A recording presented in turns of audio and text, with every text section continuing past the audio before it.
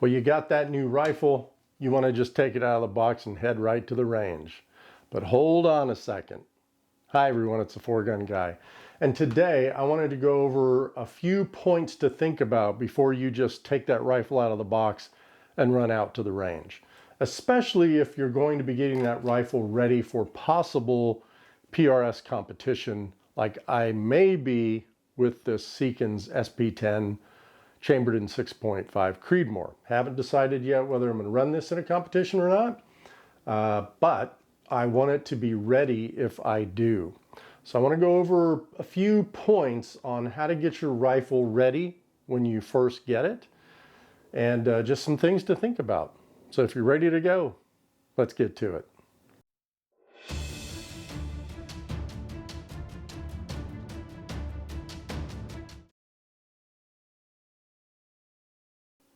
Let's talk about the first thing on the list. And the second I get this rifle out of the box, or any firearm that I get, I do a thorough cleaning. So I cleaned everything, the barrel, inside the mag well, the bolt carrier group. I actually tore it down and cleaned it to make sure everything's functioning there. I had just replaced the trigger, so I'm making sure that that's clean and ready to go. So cleaning is the very first thing that you're going to want to do. Don't just take this out of the box, take it to the range and start sending rounds down it. You may not have a good experience with that because of buildup from the manufacturing process, or they didn't clean and lubricate it properly either. So clean your rifle, get it ready to go. That's number one. Number two, test the functionality of your rifle, right? So we just cleaned it, and now let's make sure everything's cycling properly. Everything, the mag release is working. It's ejecting the magazines as it should. If you've replaced the trigger, or if you haven't replaced the trigger, it doesn't matter. Let's test the safety feature, the safety functionality of it. The bolt release, the bolt catch, is that working properly? The charging handle. Just make sure everything is working properly right after you've cleaned it. Well, I got the video all done. I was editing it and in post-production, and I realized that I left something out. Now, I talked about this at the very end of the video, but I wanted to bring it in earlier. You know, I'm using a gas gun here. What we're talking about also relates to bolt guns, right? Everything that we're going to go through. Some subtle differences, like a bolt gun doesn't have a BCG, and a bolt gun doesn't have a charging handle or a gas block or any of that stuff, but it's the same type of concepts. But the one thing that I really left out as I started watching this was the fact that, look, this is a production rifle. This is a Seekins SP10. And when I'm going to break this in, the first rounds I send down this barrel are going to be off-the-shelf ammo. It's probably going to be like Hornady Black, not Hornady Match, but maybe some black box ammo, just to make sure to check functionality and whatnot, and to tune the gas block and whatnot. If you were building a rifle like my centerfire rifle, which is more of a custom built job, my gunsmith has reamed that chamber with a reamer that I've ordered from a company to his specs, then it's kind of a different story. Now let's talk about that really briefly. I would still, if I had 6mm BRA off-the-shelf ammo, I would still probably use that to check functionality. In my case, I gave my gunsmith a piece of my brass and a dummy round. So he already knew what the specs were for that my chamber should be, and then he tweaked it a little bit. All of this stuff's going to be SAAMI specs, right? When I buy this production rifle, it's got SAAMI specifications. Now, what I have though is, and what you should have, you should have some dummy rounds, right? Dummy rounds. I've got a 6.5 Creedmoor dummy round with one of the projectiles that I usually use. I've got another one in there with a ELDM bullet in it. This is a Sierra. But this is why I say you want to check the functionality, right? It's almost like a go, no-go gauge, or you could use a go, no-go gauge, which I have up here.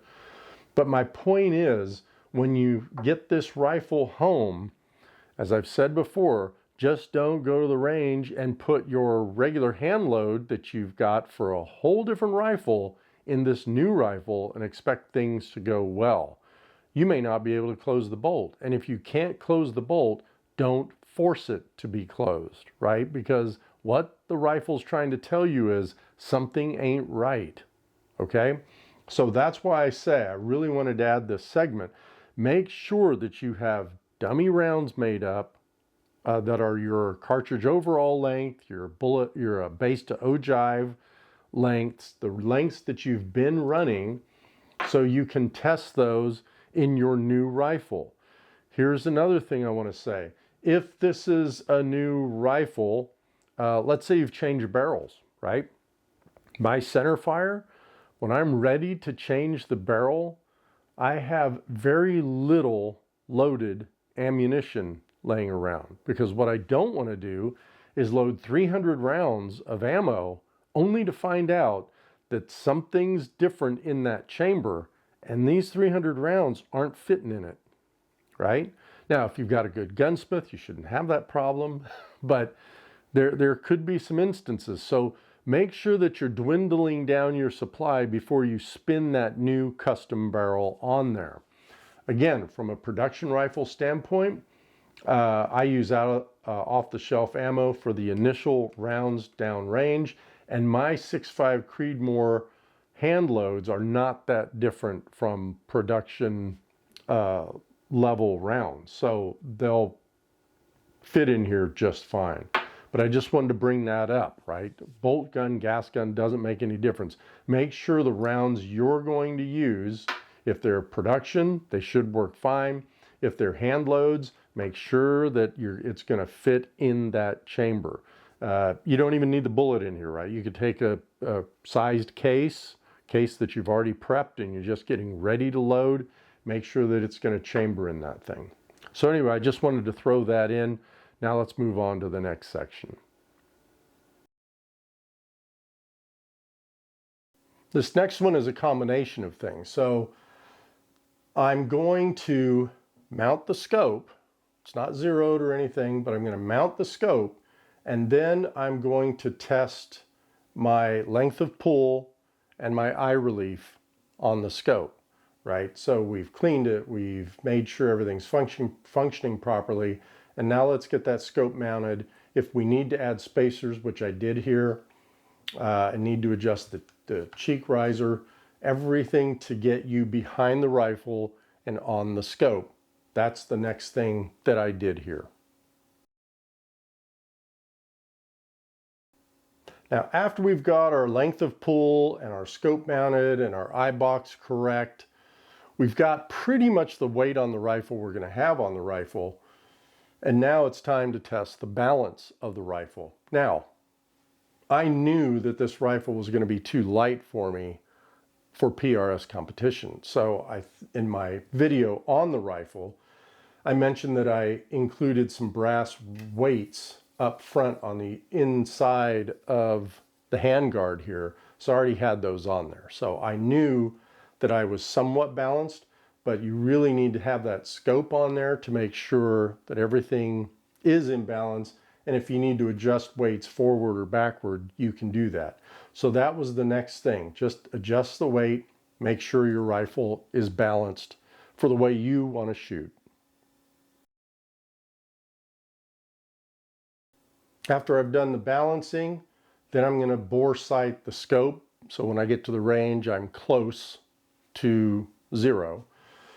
So again, out in my backyard, I have lucky to have a telephone pole that's about 100 yards. I think it's 97, that I can literally just set my rifle up on a bag on my tripod and do a bore sighting. So That put me, I was about 6 inches low when I got to the range, but that initial bore sighting saves me that time at the range from wondering what's going on. And with this gas gun here, it's very easy to do that because you can take the thing apart. It was very easy to bore sight the scope. Well, we've gotten to the point that we can go to the range and begin making sure that the functionality of the rifle is there, right? So the first firing. Now, something I don't think I mentioned when I was talking about setting the rifle up is make sure you also, when you're testing that trigger functionality and making sure it's safe, make sure that you set your trigger pull weight as well, right? So I just wanted to include that on that. But when you get to the range for the first firing, it's very important that you don't just load up a mag, put 10 rounds in there, and start just firing away or double tapping, whatever you want to do. Don't do it, right?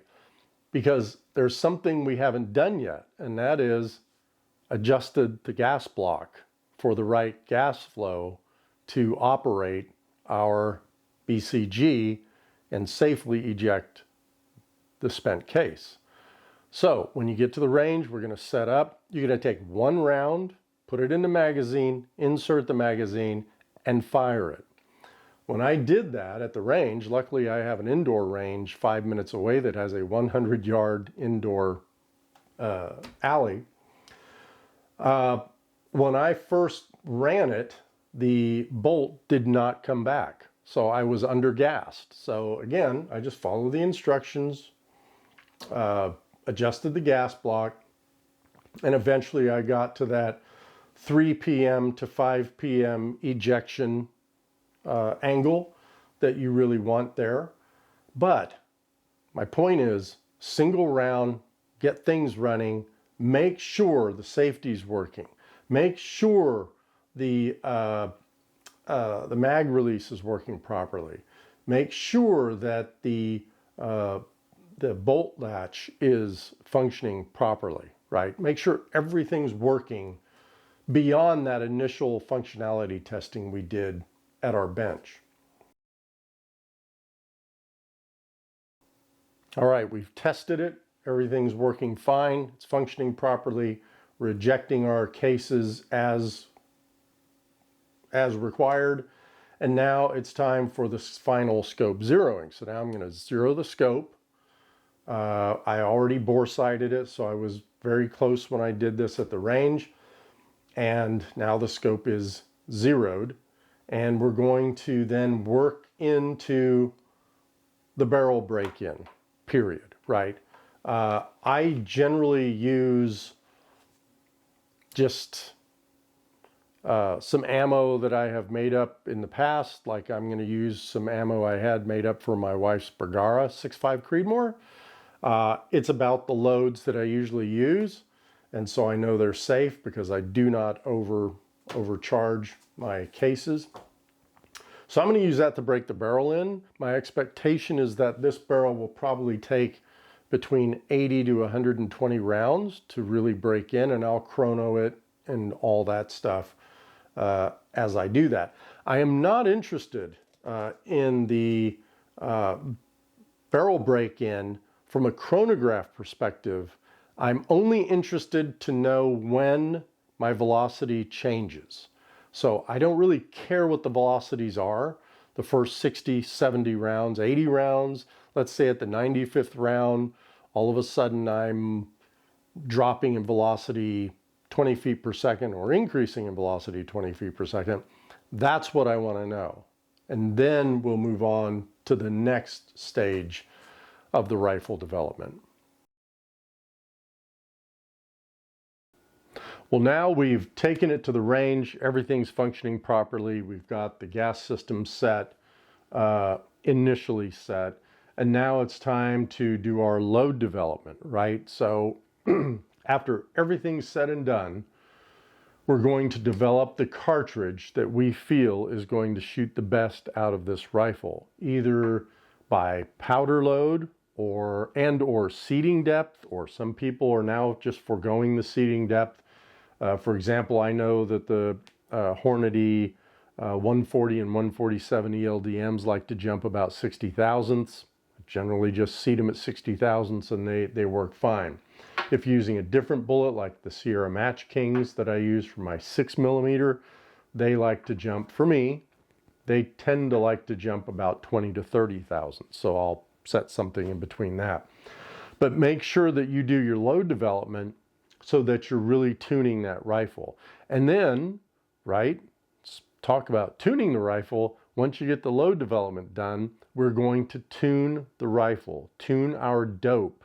So we're going out to distance. I've got videos on this, right? Truing your dope.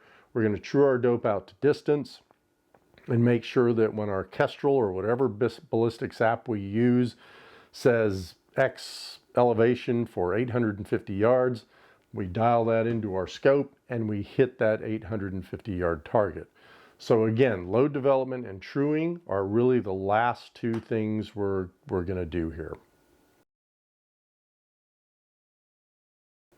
Well, guys, thanks for hanging in on another one. I really do appreciate it. I hope, you know, we all kind of do these steps whenever we bring a new rifle into our arsenal. And yeah, I hope you enjoyed this one. If I've left anything out, right, let's put things in the comments. How do you do it? What's your new rifle break-in process? Did I leave something out? And if I did, let's be nice about it. Let's be kind to each other and just talk through things so we all learn. Well, look, I've started something new on the videos, and that is that I've built out playlists. So if you look in the description down below, you'll see all my playlists on 22 stuff, optics, PRS practice and stuff like that. So I'm trying to organize it so it'll be easier for you to find the things that you're interested in on the channel. Thanks for watching. I've got a bunch of stuff coming up. 2 scopes that I'm going to review, scope camera, and a whole bunch of other things. So thanks for watching. Subs, likes, comments, and until next time, guys, shoot straight.